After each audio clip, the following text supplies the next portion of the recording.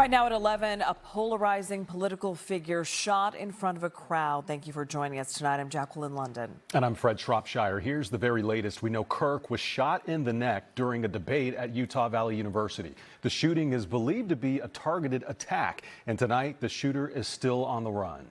Flags at the White House are flying at half-staff. President Trump ordered all American flags to be lowered in honor of Kirk. We have team coverage for you tonight. NBC 10's Lili Zheng is looking into Kirk's influence within young Republicans.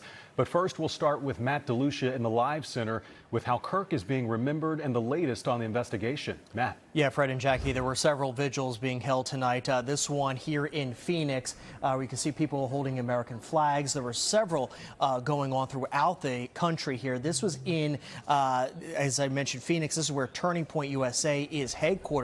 That is the organization that Charlie Kirk started.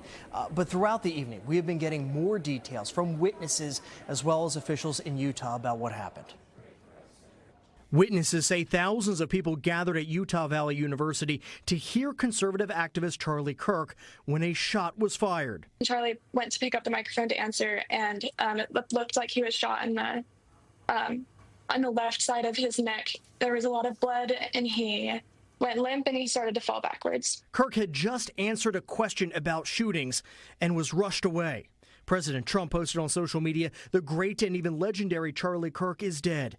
No one understood or had the heart of the youth in the United States of America better than Charlie." This incident occurred with a large crowd around. There was one shot fired and one victim. Yes, we are actively looking for anyone and everyone who has any possible information relating to the shooting. On campus, witnesses quickly scattered, and the campus near Provo was locked down. It was terrifying. None of us knew what was going on. I was just in class. Someone heard a stampede of people running down the hallway. They checked it out, and immediately they're like, lock the doors, just go in. There's been a shooting. Very chaotic moments there on that campus. And as we mentioned, President Trump was very close with Charlie Kirk. He had been a supporter of the president and joined him at rallies. And Mr. Trump was, again, the one who broke the news that Charlie Kirk had died. He posted a 4-minute video to Truth Social as well as X tonight, reflecting on what happened. And here's part of that. Charlie was the best of America, and the monster who attacked him was attacking our whole country. An assassin tried to silence him with a bullet, but he failed, because together we will ensure that his voice, his message, and his legacy will live on for countless generations to come.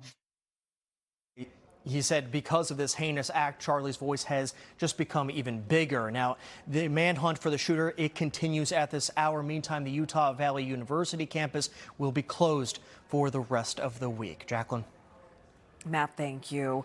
Charlie Kirk has been a big conservative on college campuses, and that includes here locally. NBC 10's Lili Zheng is in studio with that part of the story for us.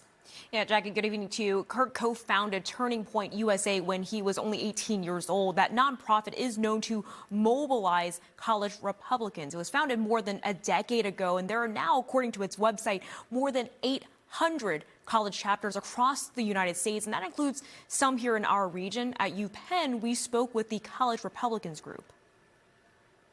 Same questions that I think a lot of the world still has is, who, why, kind of our initial and still present. Mia Antonacci reflecting Wednesday evening as Charlie Kirk is shot dead. Antonacci is president of the College Republicans at Penn. One of the kind of main reasons that I think a lot of people feel super drawn to him is he's literally meeting students where they are.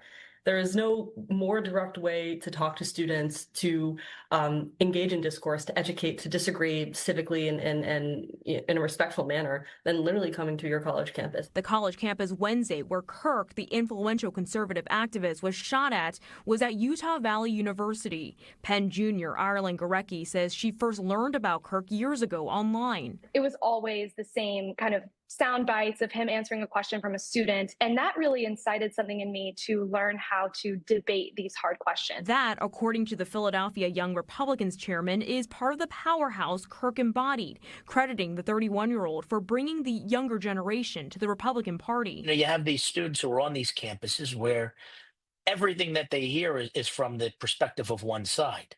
So to have somebody come in and challenge that, I think was refreshing for a lot of people as well. Kirk's death comes in an atmosphere of growing threats and violence against political figures on both sides of the aisle. From the attempted assassination of President Trump last year, arson at Pennsylvania Governor Josh Shapiro's home in April, to lawmakers shot in Minnesota. We all need to focus on our rhetoric.